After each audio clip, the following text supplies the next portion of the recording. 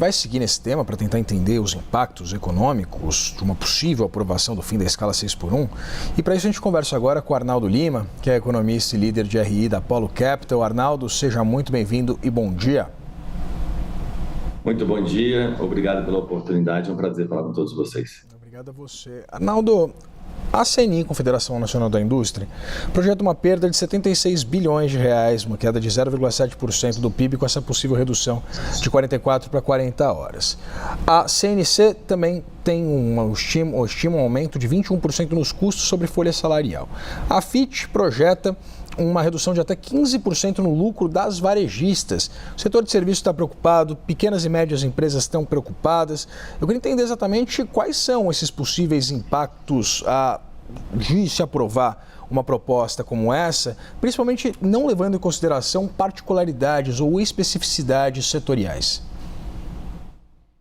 Bem, acho que o mais importante a dizer é que nessa discussão da escala 6x1, a gente está perdendo de 7-1 na produtividade, né? Então, acho que a grande discussão deveria se enfocar em como produzir mais por trabalhador, né?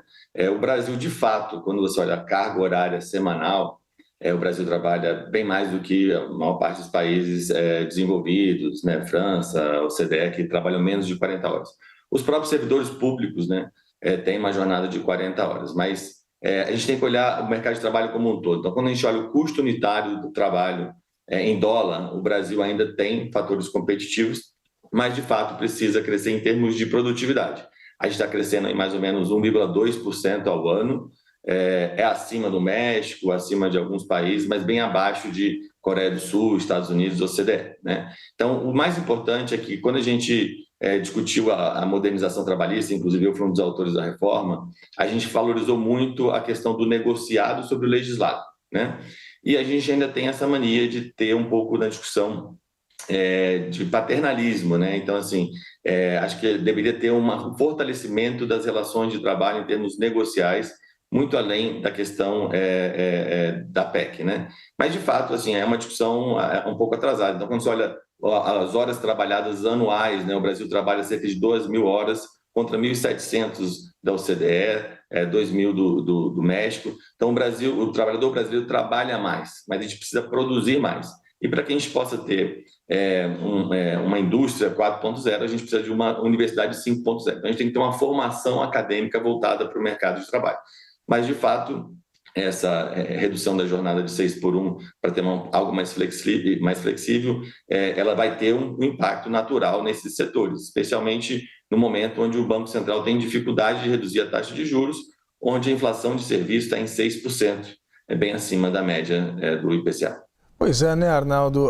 Como um dos autores, inclusive, da reforma trabalhista, eu queria entender se, na sua visão, a Constituição ela seria um ambiente correto para se inserir e para se solidificar assuntos e questões trabalhistas, principalmente pensando nesse momento em que a gente tem diversas modalidades de trabalho que não necessariamente se encaixam dentro de uma mesma legislação ou de uma mesma premissa. E você falava sobre a produtividade. Eu queria entender exatamente o que países que avançaram com essa discussão, seja do ponto de vista constitucional ou não, sobre uma redução da jornada, eles resolveram, do ponto de vista de produtividade, anteriormente a engendrar esse tipo de mudança. O que a gente realmente colocou na época da reforma foi a questão de fortalecer o acordo e convenção coletiva, né? E aí isso, de certa forma, dava um protagonismo para os sindicatos melhores organizados. Mas quando você olha, por exemplo, inovação ou até mesmo os microempreendedores individuais, eles têm essa dificuldade de representatividade.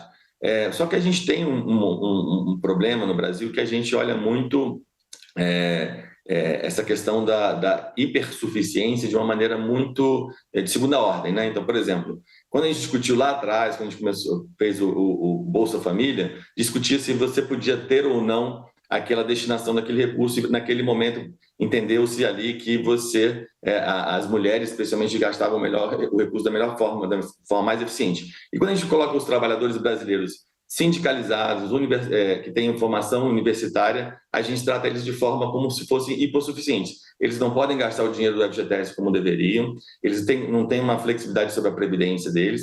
Então, acho que a gente precisa, de certa forma, tratar as pessoas, os desiguais à medida da sua desigualdade. Então, a gente tem aumentado o nível de escolaridade, as pessoas têm mais empoderamento sobre as suas decisões de relações de trabalho, mas na prática, realmente, quando a gente olha a produtividade, que é o indicador mais importante, né, o próprio Banco Central tem chamado isso atenção nas atas do Copom, né? Então, hoje a gente está crescendo 1,2%, bem abaixo, por exemplo, da Rússia, né? 3%, Índia 4,7%, mas já um pouco melhor do que a África do Sul, que está crescendo 0%, México 0,7%. Então, a gente não pode ter um insulamento de olhar o Brasil só como um país fechado. A gente tem que ter uma formação voltada para o mercado de trabalho e empoderar os trabalhadores, sobretudo aqueles de um nível de escolaridade maior, fortalecendo as relações de trabalho, os acordos e convenções coletivas. Arnaldo, a gente tem visto uma série de setores fazer incursões junto a senadores para tentar articular pelo menos algumas dessas demandas, né? Por exemplo, que esse processo de transição seja alongado até 2033, quando entra em vigor de forma definitiva a reforma tributária, todas as alterações do sistema tributário brasileiro. Há também uma série de iniciativas que visam apoiar o texto alternativo apresentado pelo senador Rogério Marinho, daquela PEC por hora trabalhada. Eu queria ver entender essas possibilidades aventadas pelos mais diversos setores. Se você, defendendo exatamente essa maior flexibilização e liberdade nos ditames de contratação, você vê uma alternativa exatamente nesse projeto apresentado pelo senador Rogério Marinho? Ele não seria apenas uma atualização daquilo que já foi pacificado, talvez de forma legal, pela própria reforma trabalhista? Então, como eu disse, acho que não há discussão sobre o 6x1 ter uma flexibilidade maior, inclusive com a jornada 5x2 ou até outras jornadas diferentes de acordo com cada ocupação, né? Mas a economia é a ciência da previsibilidade. Não dá para a gente fazer uma transição muito apertada, né? O ideal é que fosse uma redução de 1 hora a cada ano e que isso fosse discutido novamente por meio dos acordos e convenções coletivas, né? Tem um apreço grande a todos os senadores, inclusive ao Rogério Marinho, que foi relator da modernização trabalhista, como trabalhamos juntos na época. Mas, assim, de fato, quando a gente olha o Brasil em relação a outros países, de fato, a nossa jornada de trabalho é mais elevada. Se a gente fosse reduzir isso gradualmente, não teria um problema em termos econômicos. Mas fazer uma regra de transição muito apertada pode, sim, impactar vários setores, inclusive, especialmente na inflação de serviços, né? Mas, assim, quando a gente olha, de novo, indústria, por exemplo, quando a gente olha o custo unitário do trabalho em dólar, a gente tem ainda competitividade de uma maneira geral, mas acho que a gente tem que, de novo, parar de perder de 7-1 para a produtividade, né? O 6x1 para 5,2 acho que é uma tendência natural e efetiva, porém, de novo, precisamos tratar os trabalhadores hipersuficientes da maneira que eles possam tratar isso direto com seus empregadores. Lembrando que as ocupações seletistas têm caído na representatividade em relação à população ocupada como um todo, né? Então, a gente está mudando toda uma relação de trabalho, isso tem um impacto direto na Previdência, né?